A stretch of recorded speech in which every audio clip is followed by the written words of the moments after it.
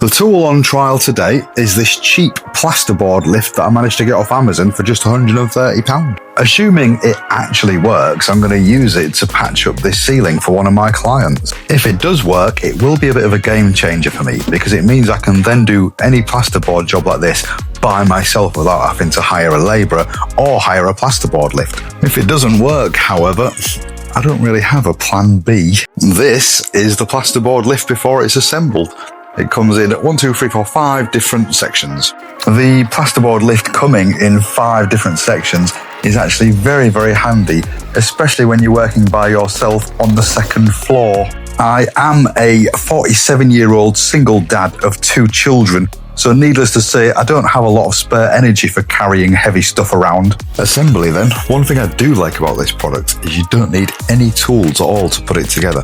Every piece just slots in and clips into the next piece. It has the feel of a contraption from the 1800s industrial age, which is not a bad thing for a product like this, I feel. It feels simple, it feels sturdy.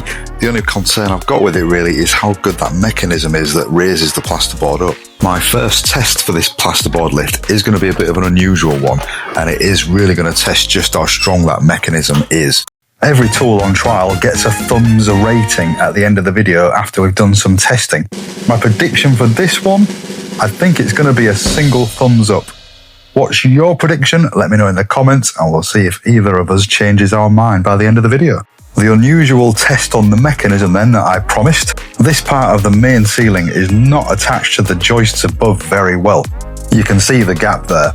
So with the help of a piece of wood, I am using the plasterboard lift to push this bit of ceiling back into position tight against that joist, so that I can then use some plasterboard screws and screw the plasterboard back onto the actual joist work. And as you can see, it actually worked perfect. The plasterboard lift mechanism flew through it, no issues at all. I now have a line of screws holding that section in place. Then I did the same thing again on another joist that was also a bit loose with the plasterboard. And as you can see, it worked perfectly for that one as well. I am really very pleased with just how well the mechanism coped with that job, a job that it really isn't designed for. Has that changed your thumb rating? It might have changed mine. Now for the real test, can this plasterboard lift plasterboard to the ceiling and actually do its job? I think the answer to that is probably going to be yes. There are no interesting adjustment features on this plasterboard lift. It is just up and down. You can't go side to side or move it sideways or anything like that, which in a tight space like I'm working in now actually made it quite difficult to get the board in the right position. So anyway, it works. I managed to get it in, but it was a bit of a faff with the tight space I was working in. Is that the fault of the plasterboard lift? Probably not. I'm sure there is a plasterboard lift out there that does have lots of sideways adjustments and all that kind of stuff, but I've never seen one and I would assume it's very expensive. I will show you the finished result on that ceiling in a little while. First though, a summary and its final thumb rating. My biggest concern with this plasterboard lift was how strong the mechanism was going to be, if it could actually cope and if it was going to last. And I think on the first test we did with this lift, it really proved itself. The mechanism is as strong as the rest of it. It is definitely going to last. It's such a well-built bit of kit. I can't see it having a problem for many years to come.